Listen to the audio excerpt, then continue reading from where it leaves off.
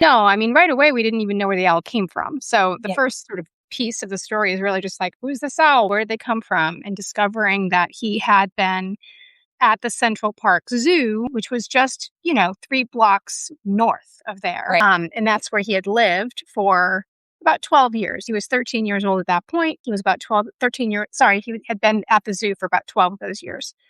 And someone had broken into the zoo, we came to understand, and cut open the wire around the enclosure and presumably had kind of encouraged Flacco to fly free. We never found out who did that. It was not me.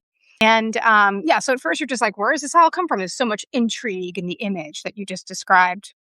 And then discovering where he was from, and then sort of, I assumed, as did many people, that he would be recaptured soon and go back to the zoo. That's what I thought the end of the story would be.